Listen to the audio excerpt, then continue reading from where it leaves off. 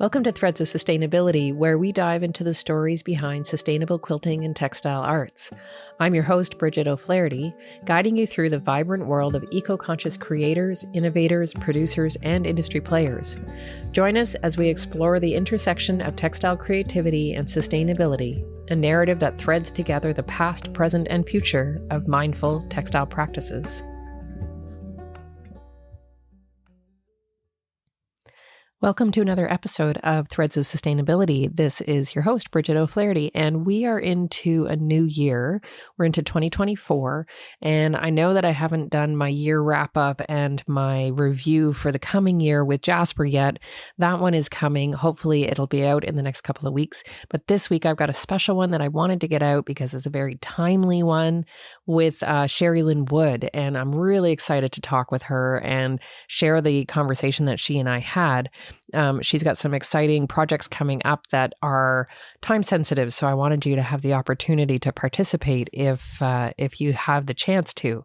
Anyway, I really love talking with her. We dove deep into some of the philosophical ideas around textiles and what they mean to us, and how they help us through a lot of different things. And yeah, it was just a really great conversation, and I hope you enjoy it.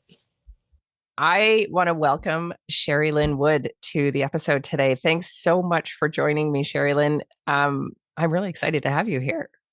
Thank you, Bridget. I'm really excited to be here. Thanks for inviting me. It's been so I have a friend who is a little bit of a fangirl for you, and she sent me one of your links for your new programs that you've got coming up, and she said, "This is so great. You should get in touch with her." So that I'm like, "Oh, would she?" I'd be so excited to talk to her. So I was really happy that you were willing to talk with me, and I have to thank Dee for the shout out for you as well for the projects that you've got coming on. Of course, I've been following your work and what you've been doing, but I didn't know about this new program you've got going on. And we're going to dig into that in a bit. But I want to kind of get a little bit of background about you first, because you really have really decided to bring sustainability fully into everything you're doing. And I want to know where that came from. So let's start, first of all, with how did you get into quilting? How long have you been doing it? How did you get into it? Oh my goodness. I think I made my first quilt in the late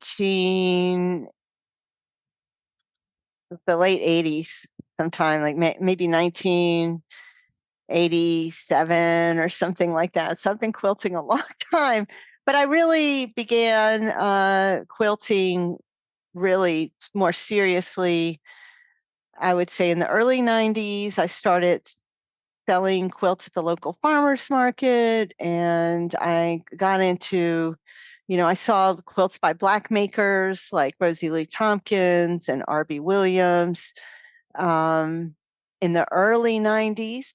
And as soon as I saw those quilts, that was before the Gee's Bend quilts were discovered. Okay. But as soon as I saw those quilts, I just was like, oh my gosh, this is what I love. I love this. And I'm much more interested in quilting now than I was before. And so what was it about those quilts that really attracted you? Well, I just never had seen any kind of sewing. I mean, a lot of sewing is very precise, and I was, I was a garment sewer for a really long time before I ever made a quilt. And it's all, a lot of perfection, a lot of precision. And those quilts really were more from the soul. They were more freeform. I guess some of them used, secondhand clothes and things, but it was just a mix of materials. There wasn't just like quilters cottons, it was just like life. It was just, there was so much presence in those quilts, and it just blew me away that quilting could be something like that it could really be an art form, whereas before it was more, you just follow this pattern and maybe play around with color a little bit, but it was more of a not as creative. Sure. I think a lot of fixed pattern work can be a little less creative in terms of what can come out of it. But these quilts were really soulful, present. They just just blew me away. And I think if anybody goes and sees quilts like that, like the G's Bend quilts, or Hmm. if they've seen Rosie Lee Tompkins in real life, they'll know exactly what I mean, like that kind of Yeah. presence. Yeah, for And sure. I had no idea how to do it. I was like, I don't know. But I was really influenced by the art quilt movement early on because that's what there was. There was no modern quilting back then. Right. Yeah, yeah. So I, found Nancy Crow and I took a 1 week Yeah. class with her. And that was when I first was told, hey, you don't need a ruler to cut and sew fabric and piece it together. You only need a ruler to measure things, to make points meet. So if you're Right. not trying to make points meet, you don't need a ruler. And I was like, what? Like, wow, that blew me away. I never even thought of it. So it's funny how we can have some, uh, you know, how something so simple like that can be something you Yeah, have to be told that you just never, because we have a lot of rules when we sew. We're taught a lot of rules to follow. absolutely. Yeah. Yeah. So you said you started out as a garment sewer. Were you sewing as a kid? Did you go through school for that? Yeah, no, well, back when I was in school, we did have home ec, Sure. and we always had a sewing section in there. But I started sewing when I was like 10, and my grandmother used to send me, she made draperies, but she didn't live near us, but she would send me remnants or Oh, cool. sample books. And so I saved my allowance and bought my first sewing machine on my own. And Amazing. I called in the yellow pages and found a place. I only had $30, so I had to talk the guy down. But he Okay. gave me he said, "Well, we have an old Adler sewing machine." Wish I still had that machine. But my dad, and then I told my dad, I was like, "I'm going to buy a sewing machine. You have to drive me there." And I got it. My mom didn't even sew, so it Okay. definitely skipped a generation in my Right, right. family. You hear that, and it definitely did in my family. And but my mom was a great colorist, so she was really bold with the way she, you know, put colors in the house and stuff. So I think I got some of my color from her. But this older woman across the street, well, I was only 10, so who knows how old she was. She probably was young. To me, she seemed old. Yeah. And but she taught me how to use the sewing machine and got me started. And my first dress was just a tube dress made out of a remnant piece of Yeah. curtain remnant, and it had two white pockets in the front and like just like a strap of fabric attached to a button around the neck, and it just hung on me like I was a twig back then. Right. And that was my first creation, and it was Amazing. all improvised. I didn't have a pattern or anything. And then I learned more about sewing as I Yeah. got older. So Then improv has been a big part of your life for a long time. It I sounds guess like. I mean anybody who does anything, anybody who's alive, improv is part of their life. Right. I guess that's I mean, true. I guess that's true. we're improvising now, having We this are. We're conversation. just winging it. Yeah. Yeah, So, no, that's true. And so, what took you into garment sewing then? Like, did you go well, to school for that, or was that just something you decided to do on the side, or was it I full just did time? it. I made my own clothes through junior high and high school, and then and college, and then when I got into college, I also did some costuming in the theater Oh, cool. department. And I mean, it was just, I guess, on the side. I didn't Yeah. get any formal training. And I remember when my grandmother would visit, she would, I remember the first time I learned how to read a pattern. My grandmother was visiting and she helped me read a pattern to create a little top.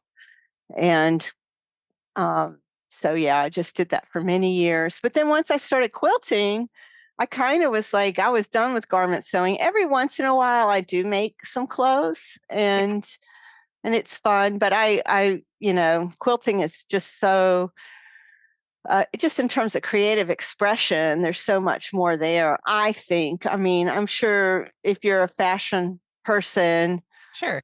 you could say that about fashion too. But I just love working with pattern.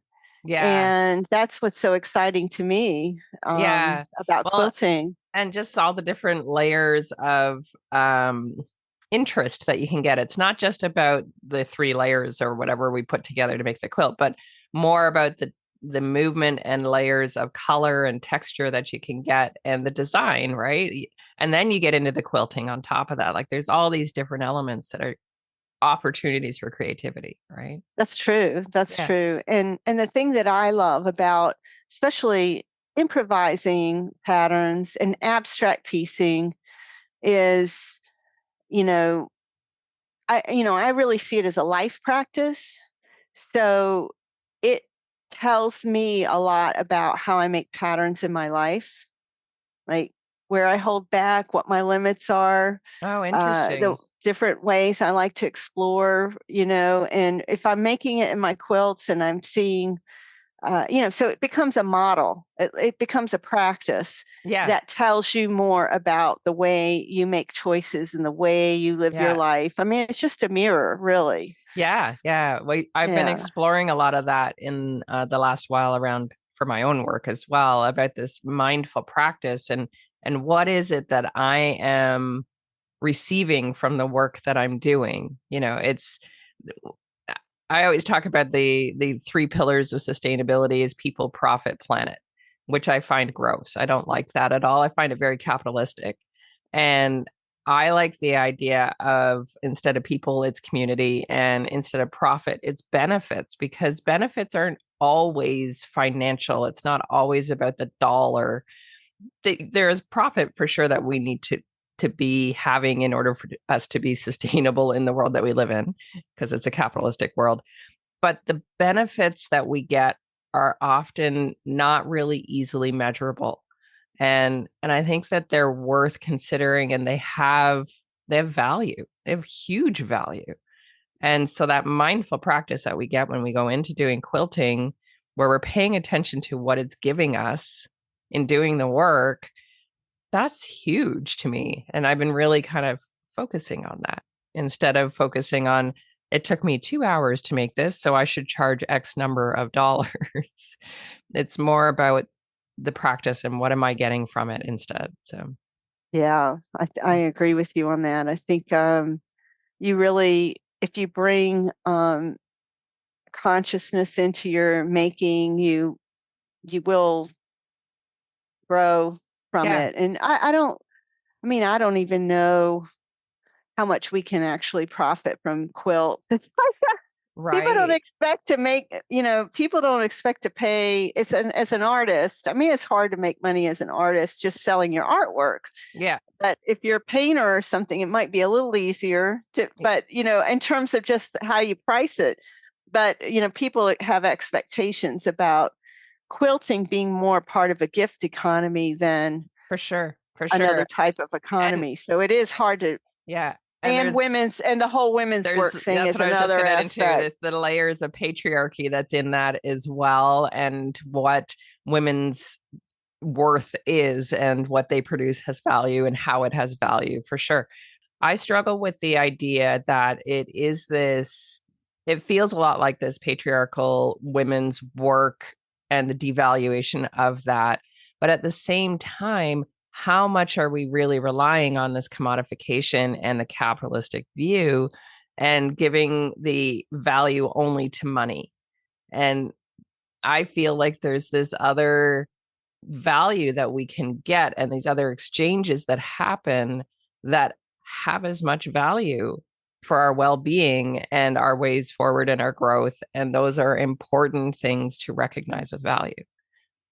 Yeah. And I think these days, one of those values, which I'm really happy to see this in, more and more of a movement. And I guess it's because we all experienced COVID together, and we experienced system collapse. And no, we just can't ignore it anymore. No. that a lot of craft practice, especially, is seen as self care. It's seen Yeah. as a way to heal. It's seen as a valuable embodied way Yeah. to explore and uh, understand your trauma, Yeah, and things like that. And I don't think before the pandemic, I mean, that's always been a part of it for me with for quilting, but I sure. don't think before the pandemic, I didn't see that as much online. I didn't see as many people talking about that. And now I see it everywhere. So Yeah, that's I'm glad. interesting. I mean, Yeah. mending has been Yeah. there. Like in my early blog, I did a lot about mending, and I know the visible mending has And been, slow stitching. Yeah, yeah, and slow stitching has been there before the pandemic for and sure. stuff, but now it's really exploded. Yeah. And I'm glad to see that more and more people are recognizing that kind of value out of Yeah. handwork. And, this been historically women's uh, practices in making quilts and stitching and things like that. And I think, I do a lot of bereavement work with quilting, Hmm. and I always think of it back in the day. I think people just made quilts out of scraps of clothing and things that they had left over because that's what they had. And fabric was so expensive. It took a lot more effort to create and to make the Yeah. fabric than it does now, that people didn't waste stuff. And so they in some ways did this just because it was an economic thing.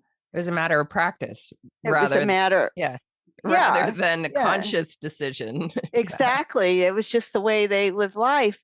Yeah. And on top of that matter of practice, people were experiencing through their quilting a connection to their family stories and their family Yeah. history and their family experiences, because they would use a little bit of this clothing. And I often think of, like, especially those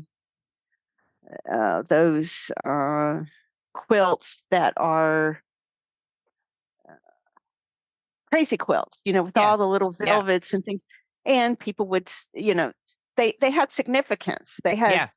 the They had fabrics had stories. significance. They had Yeah, they had stories behind stories, them. Yeah. and they didn't really think twice about it. I mean, maybe they did. I don't know what they thought exactly, but it was just a practice that they did. Yeah. And, you know, maybe the crazy quilt kind of elevated and became more conscious, but I think they did.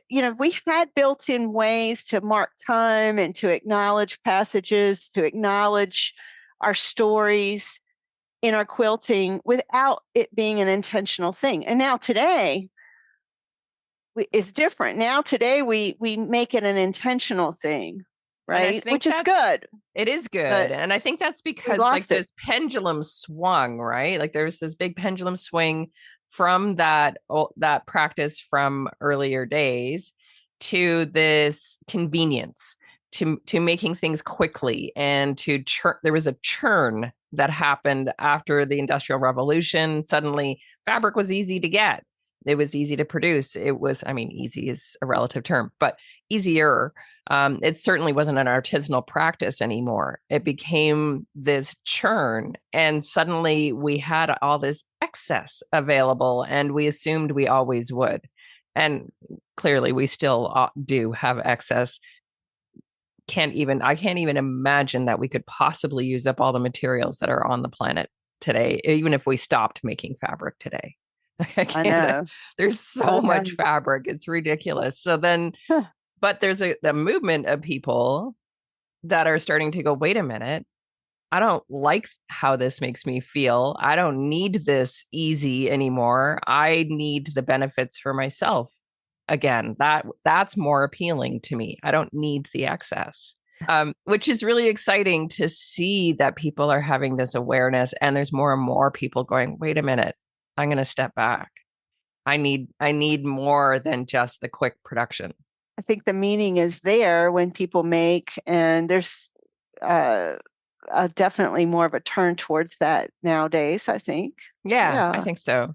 So tell me about how you moved from this idea of enjoying doing more interesting quilts, doing improv things, to moving into this being a business for you. Is this a full-time thing for you? Making quilts led me to becoming an artist. Nice.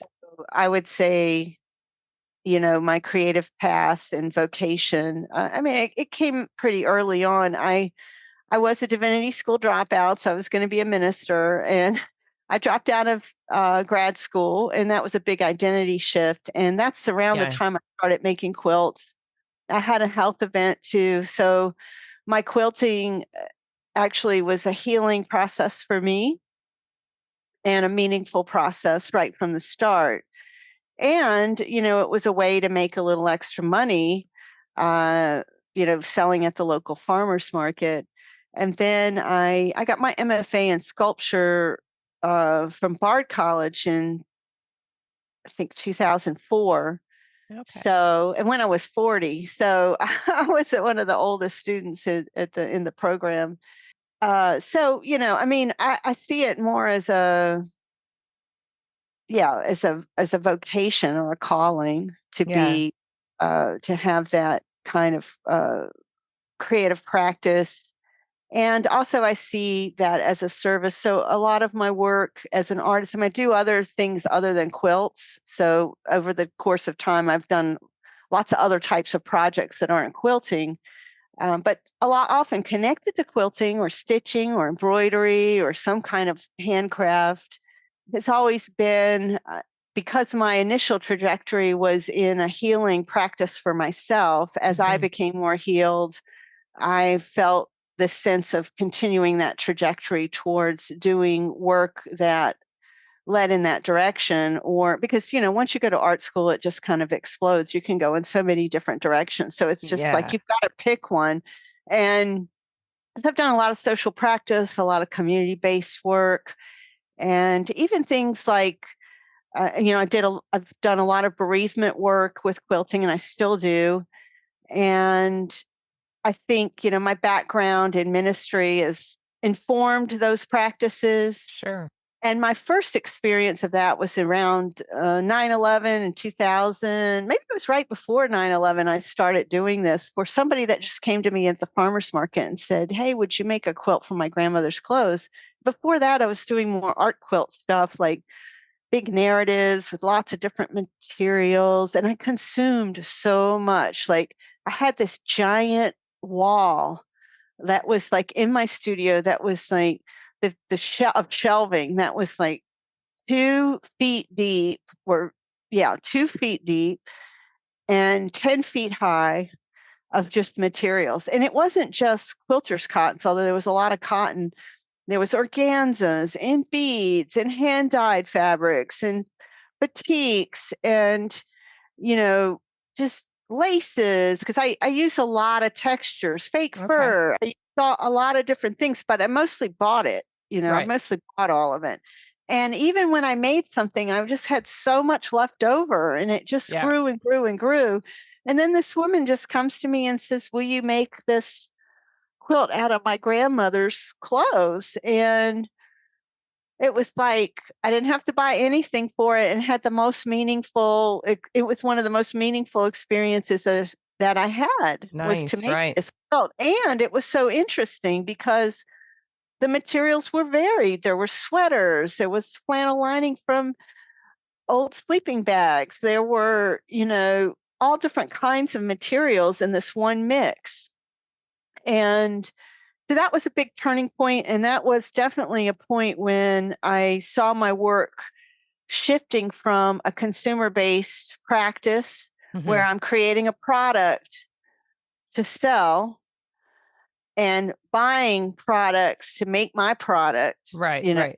and being part of that cycle, to stepping outside of that and being in service to Yeah. people, a maker as a person in service with. And I did, for many many years, that was my main focus of doing bereavement work, doing memorial quilts, and not just make the memorial quilts, but actually work with people to make them, or to interact with them in any way they want to be a part of the process. Okay.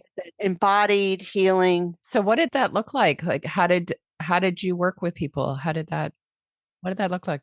One great thing I did once with I did a menopause party with this one woman where Nice. and we did a round robin, and everybody brought meaningful materials from their lives. And Okay. she had all of her friends. I mean, she, you know, commissioned me to do this event, right? And to lead her friends in this event. It was in my studio. And there were probably about maybe 15 people. And, they all worked on each other's quilts, and they all put in materials that were meaningful, and they all ended up with their own quilt back, Right. but with a little bit of their friends' fabrics in there. And so that was fun. Then I've done things where, I mean, I work one-on-one with people. Sometimes they just give me the materials and I make the quilt, but sometimes they come to the studio and they quilt and sew with me. They piece with Okay. me.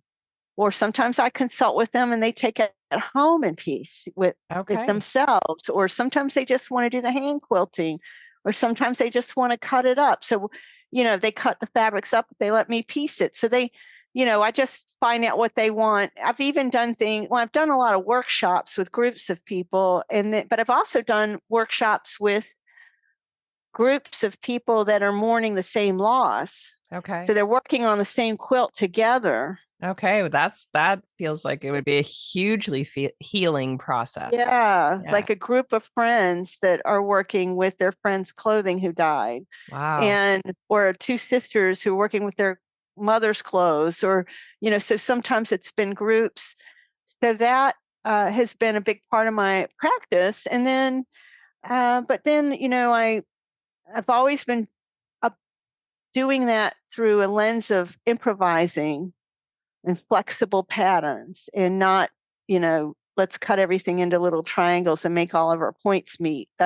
I've never done that. Right. And so then after that, I got asked to write a book about it, and about improv and piecing in that direction. But even that book, I feel like, was an act of service. Like, I feel like a that's an art project for me Sure. to do a book like that. But it was really about empowering people, Yeah. Sharing to find, process. Yeah. right, and to find their own patterns, and to find Yeah. their own way of making quilts and making patterns in this life, in this world and stuff. So um, that's always been a part of it. And then I guess more recently, connected to your to sustainability, was, I did a residency at Recology, which is the waste management corporation for the city of San Francisco. Okay. And I did a 4-month artist residency there. And they have a regular program Yeah. where they have 3 artists there.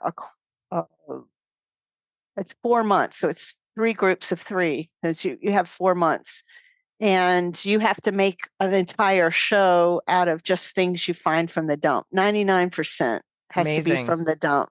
Amazing. And so that whole practice, the whole theme of my residency was this idea of making do and reconnecting to the history of quilting, where people did, my grandmother lived, she was in their 20s during the Depression. And, she very much had that mindset of Yeah. being thrifty and everything her whole life. I mean, it was very formidable for her. The that experience of living through the Depression. Yeah. And so I wanted to pick back up on that and explore that really in deep depth. And I shared that through Instagram. That whole residency encouraged makers to start thinking about, using and incorporating materials that are already out in the world. And honestly, I think one of the, I mean, it's a very, very competitive residency. And I'm sure they love my art and everything, but I think my project in particular really hit a chord, because that was in 2016. And there was just, I think that was around the first time where I started hearing so much information about how much material waste is going into the Yeah. dump. Yeah. And so they really liked having an artist that was highlighting that aspect of Yeah. the waste stream. That's what I was thinking when you said that 99% had to come from the dump. My first thought was, well, that probably wouldn't be that hard. No, it wasn't hard at all. In fact, it was Yeah. just the opposite. It was there wasn't any making do. There was just an abundance Yeah. of Yeah. things. So that then the residency became more about, limits. Like, what are our limits, and why do we benefit from limits? I mean, I think we've gone for so long thinking that it's better not to have limits. Right. Like, we can live our lives without limits. But of course, as you age, you start to understand the reality of limits. Yeah. And even earlier, though, you can start to learn that limits are good and limits can shape creativity. And it's so important for people to have a set of limits. And so the Improv Handbook is just for modern quilters, is just a set of limits. It's like each score. The idea of a score is a set of limits to create within. And so if people approach improvisation without any kind of limits, it's kind of intimidating. Well, and I mean, we can put that right back to our human selves. We all need boundaries. We have Right. boundaries of what we're willing to do and that keep us in healthy spaces, right? Like we need boundaries. Exactly. Yeah, And so this residency was looking at that and what that means, and that how that can be a beneficial thing that's to super cool. really think about our limits. And then in practice, that was about setting limits for different projects that I created during the dump, because it was like overwhelming, the amount of I materials. bet. Yeah. There's just so I much to can't choose from. imagine. Yeah. And Yeah.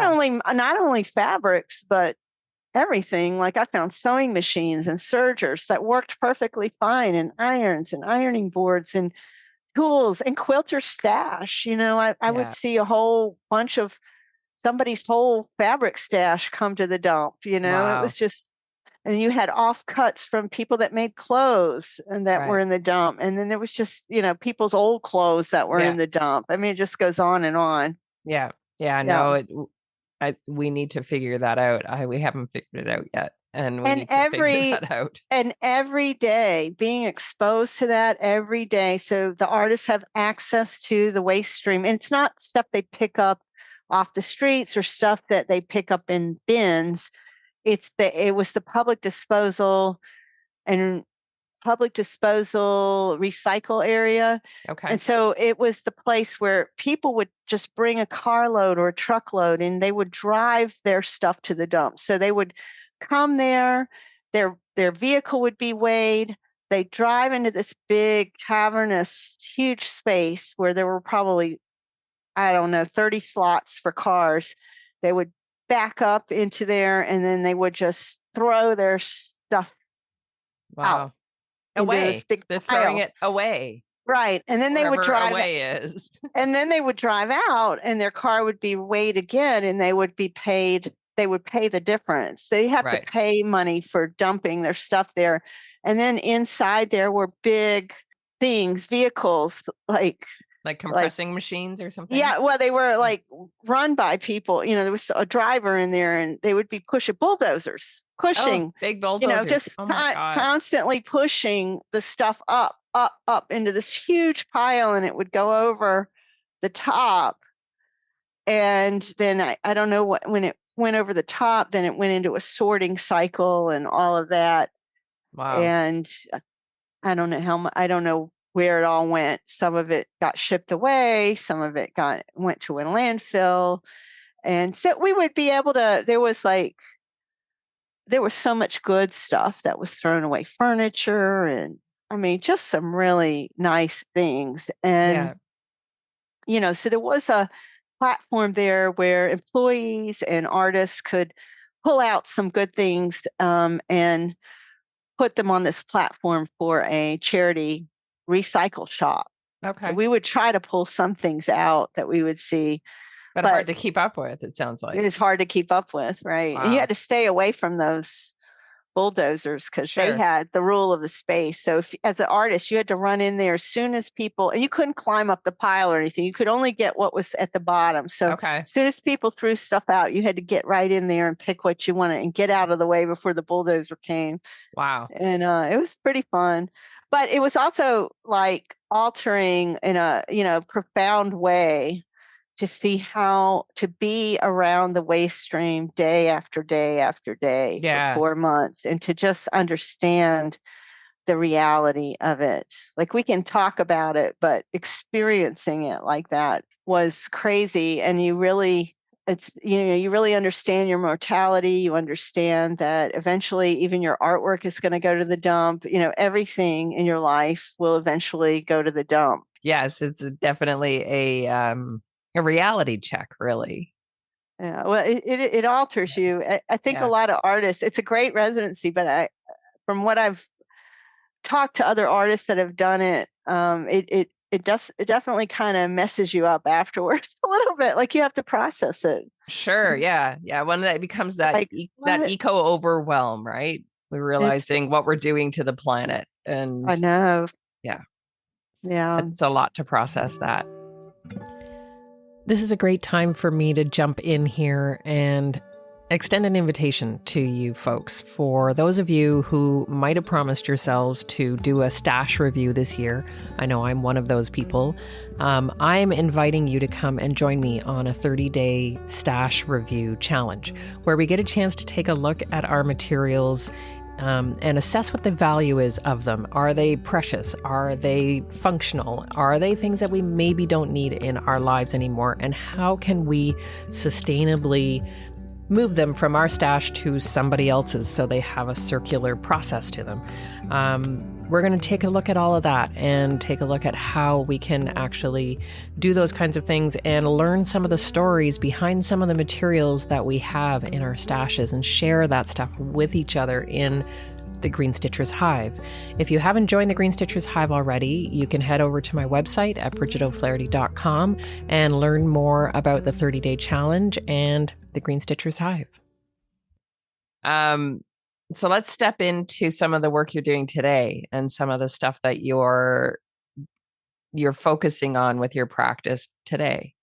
Yeah. Well, since the pandemic, I try to do a series of workshops it's just a limited series. They're in depth. And my goal is just to try to bring people into conversation around a theme. And so I think 3 years we did a making do series. Nice.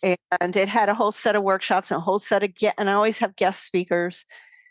And then the last 2 years, I did something a little different. I mean, there's still always inviting people to use sustainable materials or to source materials secondhand.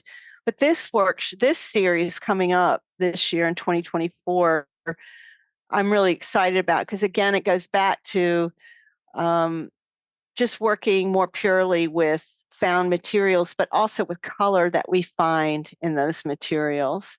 Okay. And the meaning that we have in those materials, and the idea of finding color that isn't about external, like, we can go out and buy the Pantone color of the year or the Kona cotton color of the year and make a challenge quilt out of it.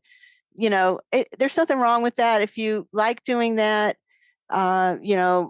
we can follow other people's color palettes, and maybe that'll expose us to different colors that we haven't worked with before. But that's all outside of you. Right. That's not, unless you're paying attention to how you're responding to those colors in a real internal way and trying to understand that, it's not going to stick with you, and it's not you. Right. And you might think, well, this Pantone color of the year really is me. I love this color. And then great, you've learned something and you've incorporated that color. But what we're doing in these series on found color is really about looking inward for color and connecting through memory and environment, present moment, emotion, harnessing emotional energy through color, and then also at the same time sourcing those colors from inside, but also through materials that you find secondhand or that find you. I think Right. a lot about working in this way is that it is a more receptive process, and you have and a collaborative process with the materials, Right. because you can't just go out online and say, okay, I want X amount of this color, and Right. this Right. color to create exactly what I want. You show up at the thrift store, or you invite your neighbors to bring you clothes that they're going to throw away, or wherever you're going to source these materials from your own closet, and you see what shows up. Yeah. And that's what you have to work with. But I also wanted to do with this series on found color is to bust some of the myths that people, or some of the things that are holding people back from sourcing Sure. secondhand materials and incorporating it more into their stash. Because look, if you've already got a lot of fabric that you've bought at the quilt shop, Yeah. you need to use it, because otherwise Yeah. it's going to go to the dump. Yeah. At least Use your what you have use first. what you Shop have your own first. stash. Yeah. Right. Don't, Shop yeah. your own stash, Yeah. and you know, there's nothing wrong with that. If you've already got it, use it, right? Yeah. And that's another thing about, improvisational or flexible pattern work is you don't have to have X amount to finish the quilt, right? If you run Right. out of one color, you just substitute something else, and it's great. Like, it's an opportunity when you run out of something. Yeah. It's not like you now have to go out and find that same color to finish the quilt, right? Yeah. And so it's really this style of quilting, improvisational. I wouldn't say it's style, more of just the process. It's more of a process. Improvisational process is very conducive to working with found materials or secondhand materials. Yeah. And yeah, so I want to bust some of those myths that might be, people might think, oh, there's not that many colors out there in the real world. Oh, No, oh my God. Yeah, no, there's more that's than so more than you many can find in shades the and so quilt shows. shot. Yeah. Right. And then also bust people's ideas that, oh, I can't work with t-shirts. That stretchy material is Right. impossible to work with. Or That's so true. wovens. Yeah. Or wovens. Yeah. Yeah, it's very easy to work with t-shirt knits. You don't have to use interfacing for it. I mean, you can sew it. It's easy. It doesn't stretch that much. Right. I mean, there's tips and things that you can learn to make it easier, and then there's also, I mean, there are some challenges working with different materials, like putting a satin and a velvet together can be a challenge. Sure. And so I don't want people to be afraid of that challenge. And that's one of the reasons we're having, that I wanted to have this focus, was for people to, be a little less fearful and a little more, curious Yeah. about, how to work with different materials that aren't quilters cottons. And, having your quilters cottons with those materials can be great too, Sure. to mix them. And so, do you talk to folks about not only the process of looking through your own stash and exploring for your own improv piecing and working through that, but do you talk to them about the process of finishing the quilts as well and how to accommodate all the different materials? Yeah, we'll talk about, like, even sourcing battings and backings Yeah. and stuff. When I did the quilts in the dump, I had to find the batting and the backs and So, what did you do everything. for that? Well, there was a couple times where I took apart some old mattress pads, Okay. and there's a lot of clean ones. I mean, of course, I washed everything that Of I course. sourced, and there's a lot of things that are thrown out that are practically new. Of course, there's some gross ones that you wouldn't want to use either, Sure. Of course. Yeah. but we'll talk about how to deal with scents that are in materials, and Okay. there's a lot of things you've got to explore that are a little bit different than when you buy off the bolt.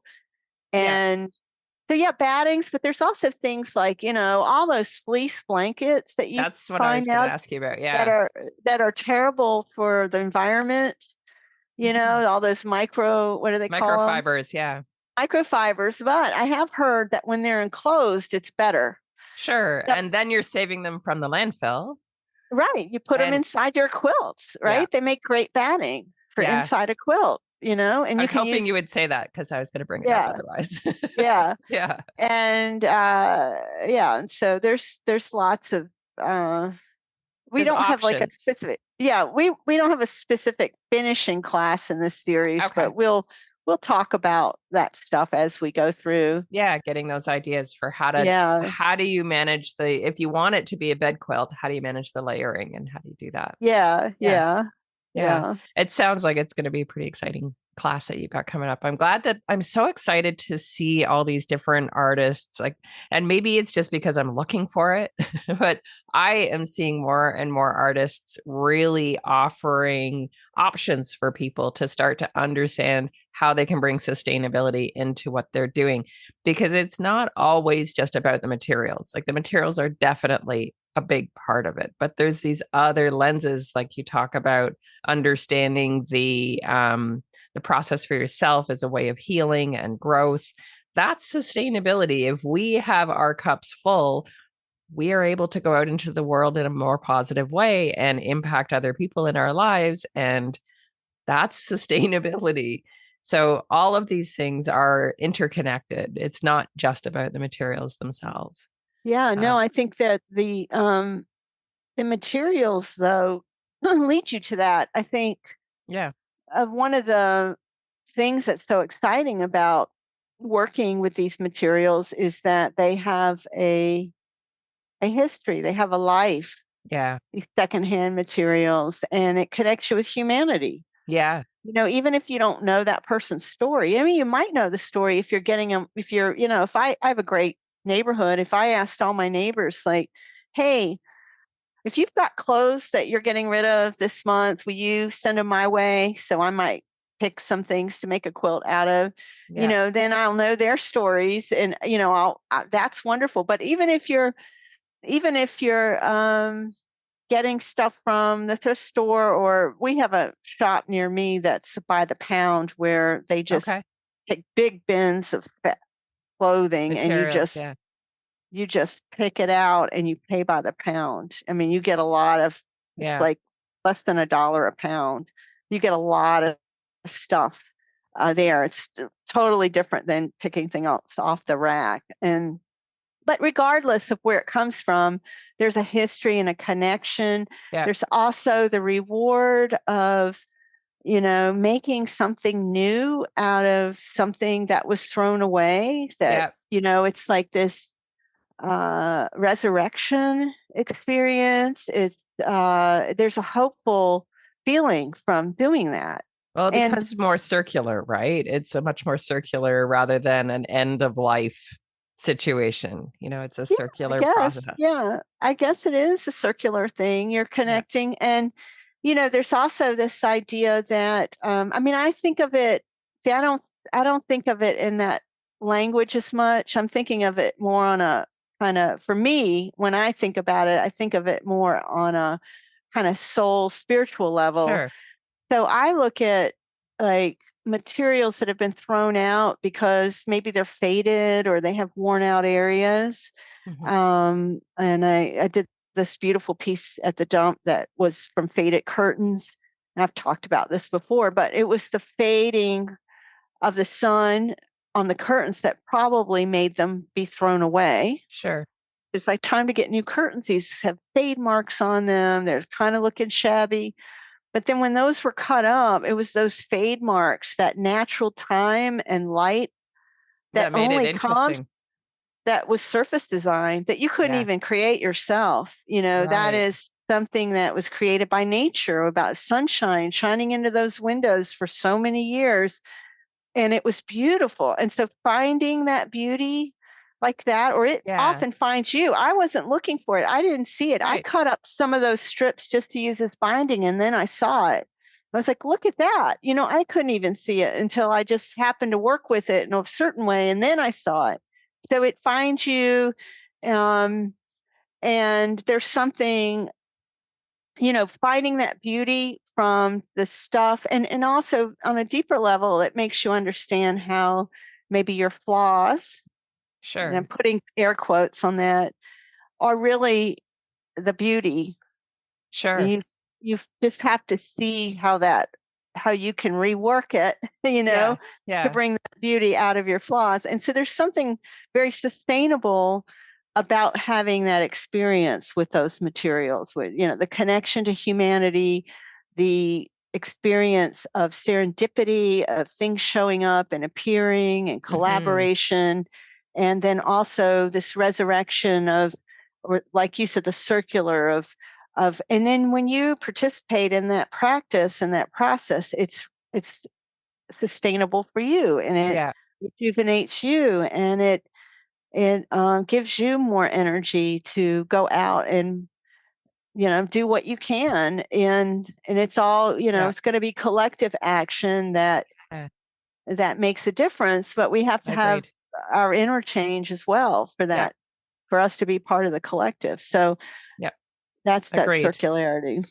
Yeah, no, that's all the things that I feel. You've expressed that so well. Thank you so much for sharing some of your story today. I really have enjoyed talking to you, and obviously could talk to you a lot longer. Yeah.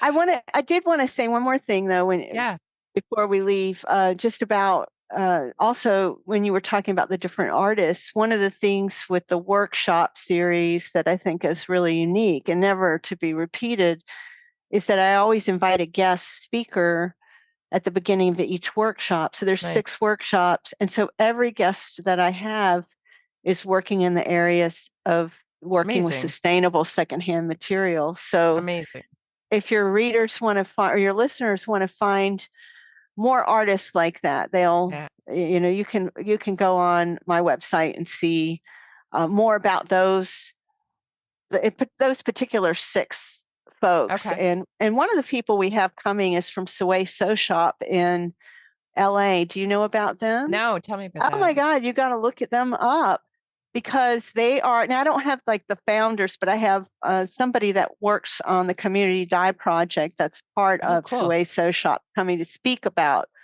what they're doing there in LA. They just take materials from the community and they make new things out of them. They make puffer jackets out of a bunch of puffer jackets and sleeping bags. Nice. They make quilts. They reupholster. They do community dye baths where people can bring their things that they might throw out, but if they dye them, that kind of renews them in a different way. And just all kinds of stuff. And it's quite a big organization, and they have a lot of people that work with them, and I definitely would look them up. Yeah, I'll check that out. And I know there's sure. more and more of those organizations that are starting in cities. Yeah. And so I love that we're going to have that voice coming in, like, we have our personal work to do. And then there's also, we can be a part of these organizations in the community that bring us together to do that work together. And so it's pretty exciting that there are so many people out there doing that. I know. It's growing in such a really amazing way. I really love seeing that. Tell us how people can find you. So sherrilynwood.com is my website, and you'll see my Found Color series for 2024. And it's 6 workshops, and each of them has a different, we're going to be doing something different with color and with materials in each one, and with a different speaker. And then also I do a improv scrap play class the first Saturday of every year.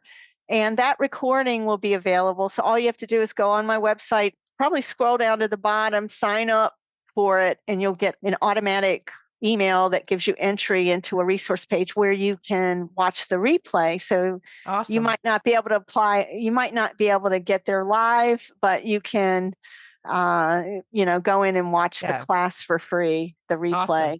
And also on Instagram, I'm Sherri Lynn Wood as well.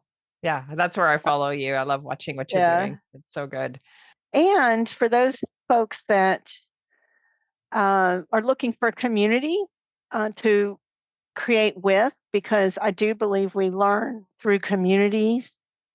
I facilitate a community called Brave Patch, but it's really more of a horizontal community at this point. I'm just a member. I help with the vision work.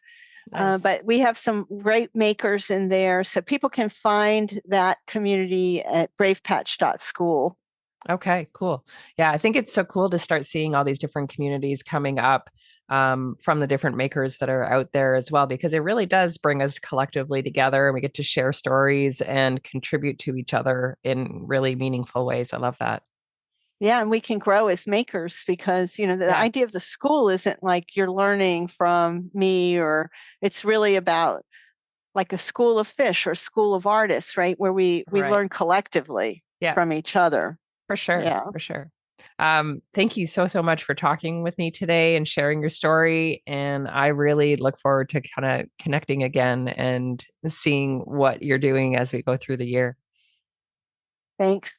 Thanks, Bridget. Thanks for this opportunity.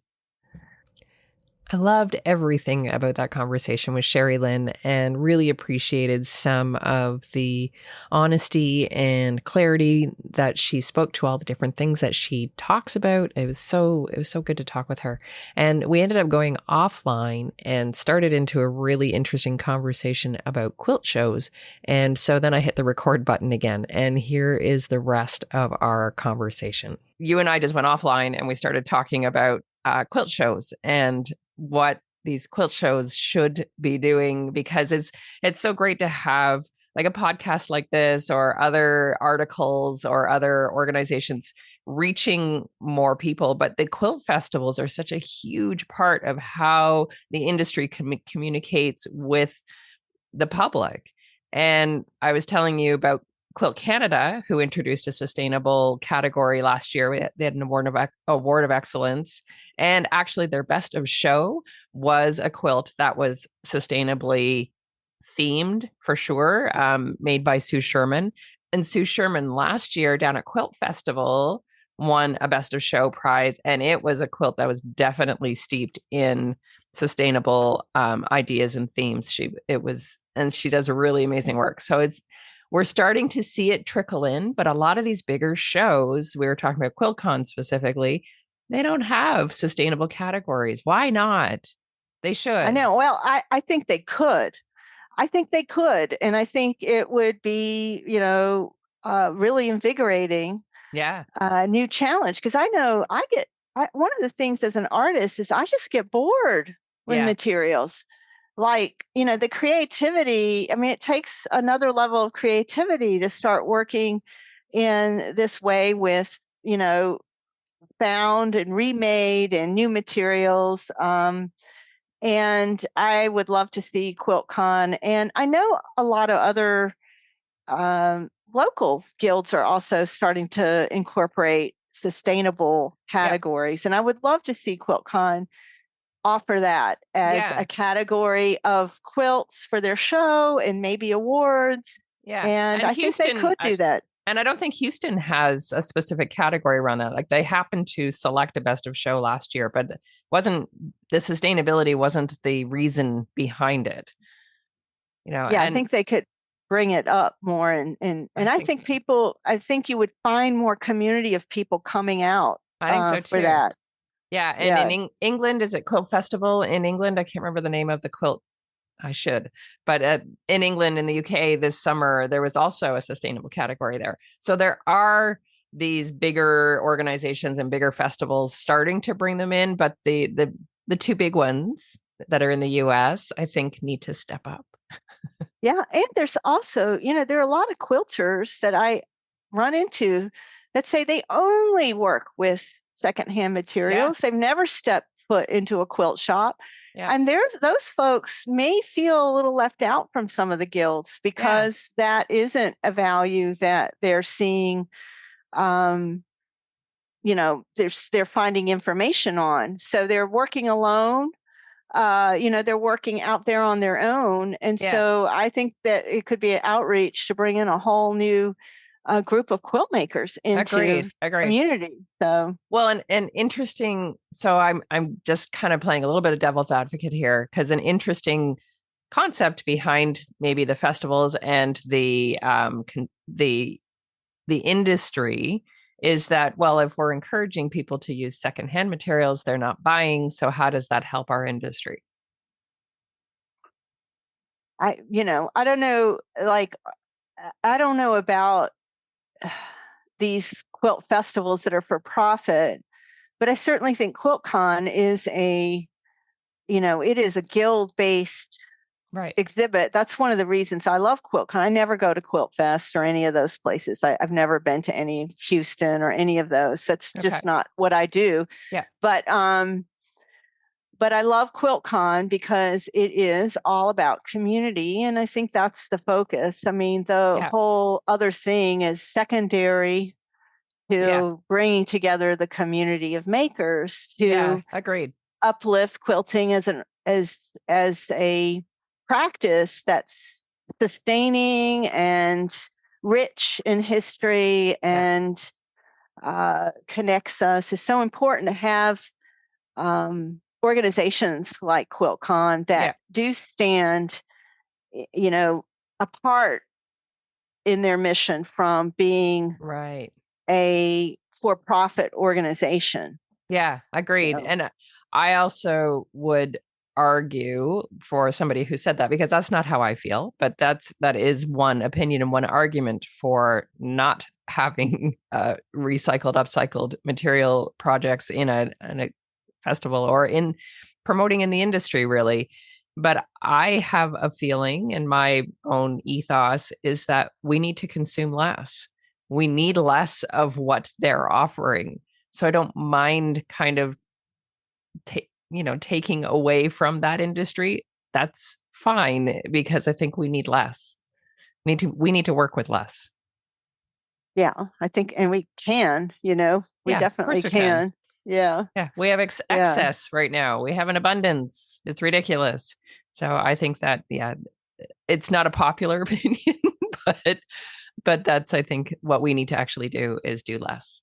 Yeah. Well, the quilt, the manufacturers of fabric and things like that can find ways to adapt and still make money. Yeah, I agree. I think. I mean, I don't know the industry very well, but just from some people that I know that are like fabric designers, they often say, "Oh my God, it's just such a grind to, I don't know how quickly the cycles are, but it seems like they're very quickly they cycle through their designs, and new designs are just always like, so I mean, they could they could slow it down a little bit. I mean, I'm sure there's ways they can still exist and make a profit with there also being a reduction of our buying and purchasing. Yeah, I don't know. Maybe I'm wrong, but I feel like it's just about reshaping the way we think. Yeah. The way you think and the way you do business. And I don't think it's going to completely crush,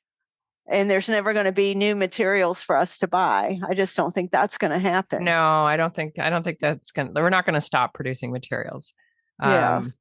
Not anytime soon anyway. Maybe we will if we have to, but hope we don't get there. Anyway, thanks for this extra side conversation. I appreciate it. Thanks, Bridget. Wasn't that just such a great conversation? I really loved learning about her time that she spent looking through the textile dumps and looking through those materials in that process to be able to create art, and bringing the awareness to people in that area about the amount of textile waste that they were seeing. And it's a problem that's the world over, really. We have so much material. We have so much material on this planet, and there's no shortage of textiles. It's just, how can we get them into the hands of the people who want to use them? That's the challenge. And instead of just becoming landfill. Interesting, a really interesting conversation. I hope you enjoyed it as much as I did. And I look forward to sharing with you more conversations with more interesting people next time.